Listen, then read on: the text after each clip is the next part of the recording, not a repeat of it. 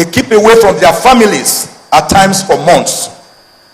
I think that we have to begin to think seriously of police-private partnership, where you involve entrepreneurs to invest in the Nigerian police force, because government certainly cannot do it alone.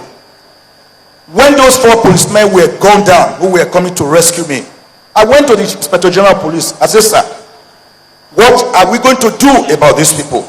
They have families. They were coming to rescue me in furtherance of their duties. They were gunned down. He said, and I want you to note this, because this is the problem of funding, which I'm talking about. He said, Chief, the problem is there is no special fund set up for this. But because of the unfortunate circumstances surrounding their death, he on his own would do something. And immediately in my presence called the DIG Fakai and said, come, begin to prepare and raise voucher to send some money to the families of these people. I think, to me, that was wearing a human face. But if we have some private entrepreneurs investing in the Nigerian police force, I think it would be good. Having said that, sir, let me quickly make one point where you may disagree with me. We don't need a behemoth, very, very elephantine police force that is hierarchically structured from the Inspector General of Police down to the rank and file. Today, if you look at Section 214 and Section 215 of the Constitution of the Federal Republic of Nigeria, 1999, you will discover that we even have a Minister of Police Affairs. The Minister of Police Affairs himself has special advisors, senior special assistants, personal assistants. All these people are eating into the fund that would otherwise have come to the police. What are we doing with the Minister of Police Affairs? For example, now I am advocating today for state police. We need state police, community policing. If, for example, like the governor said when he was talking, that there's a community that is involved in cases of kidnapping. If you have a state police force, where most of the recruits are posted to the enclaves of those communities, and they speak their language, and they have intelligence report gathering, they can understand the language of these people. They can even understand their body language. They can give out report immediately. They are trying to plan a crime. But look at this, sir. You are from Guzo in Zamfara State. If you were a constable and you are posted to my hometown, Agenebode, I speak the Weporano language, and you speak Hausa, and they are planning, for example, a crime, there will be no way you will be able to understand what is going on. But if you post an Weporano person to that same place who understand the language, as soon as they start planning that crime, they will nip it in the bud. So I'm advocating today, like you have it in the United States of America. You have the CIA in charge of intelligence gathering. You have the FBI in charge of interstate crime detection and punishment. Then in every state in America, you have its own police force.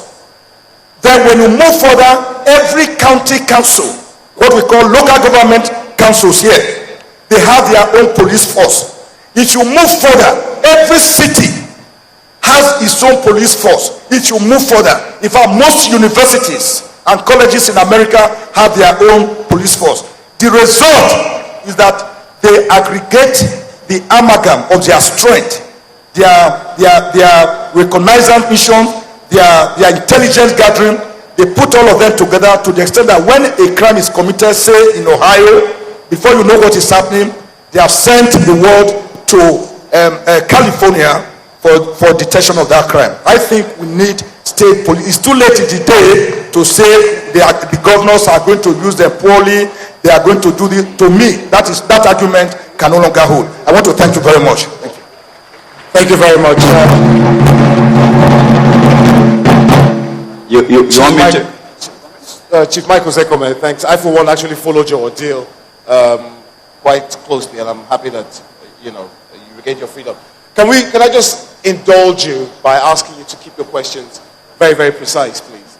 Because the IG will still have to answer. You can use that one now, it's on. First of all, your name and your question. Your Excellency, the Executive Governor of Delta State. Please just ask your question, please. Ask your question. My name is Charles Aigbe. I work for United Bank for Africa, UBA. We recently partnered with the Nigerian Police Force by sponsoring a national radio sensitization program. And the reason we did that was two-pronged. Because of the reforms that the IG is doing, and two, because we believe that we all have a collective responsibility of helping the Nigerian Police Force by providing them the information that translates to intelligence. And I thought that we should use in a forum like this to talk about the need for us as individuals, what we can do to support the Nigerian Police Force by providing them with the information. The governor said that had to have a meeting with certain community leaders in the state about the spate of kidnapping and crime in the states, and that when you celebrate criminals, you are also a criminal. So we need as a people to support the Nigerian police by providing the information that translates to intelligence. And I thought that we should use this forum to really, really talk. Okay, thank you very much. Thank you. Thanks a lot, Charles. Appreciate it. Please. Go ahead. All protocol duly observed. Please, just your name and the question. Once more, my name is Patriot Prince E.O. Opara Oscar, Sarki Yakin Matasa, who ably represents the patriotic youths of this nation and the Director General in charge of youth crime and prevention. I want to first and foremost congratulate and thank our beloved daddy. Sir, I'm going to cut off your microphone. Just ask the question. Please give me No. Just ask the question, please. I want to go direct to my question. I'm going to cut off your microphone. First, you spoke about sending out your men from the roadblock. The Nigerian police are out from the roadblock. But today, we still see the soldiers on the roadblock. What is the Nigerian police doing about that? Because all I know, regards to the roadblock or whatsoever, is supposed to be left within the custody of the police. Secondly, I really want to speak in the other area. Sometime I read one of your book and one of your newspaper write-up. You spoke about collaborating with the public in the area of information gathering, which I sound and I see it very favorable. But sir, I want to bring this to your notice. How far, I thank God the DIG in charge of intelligence or DIG is here. How far have you been collaborating with the youth? Because everything that happened within the nooks and corner of this country, the youths are those ones that are being used. And so for that way, if you use some of these people as your information think tank, the rate of crime will reduce drastically within our community. Because I don't see any essence whereby the elderly ones will be used for it. Finally, I really want to touch the area of the dressing. Sir, if you go to some states today, it appears like only the FCT have the sweetest police you can ever think of. Sometimes if you go out to other states, if you see some of the dressing of the policemen, and you travel out of this country, like in India, if you find their police there, even their female police, and see some of these are policemen we have within our country, it's an eyesore. So I think we did this one. If we take a very good change and look about it, it will give us more scorecard. Thank you very much, sir. Thank you very much.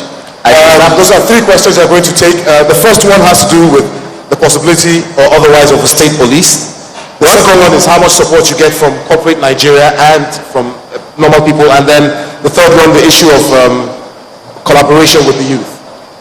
Let me take my brother.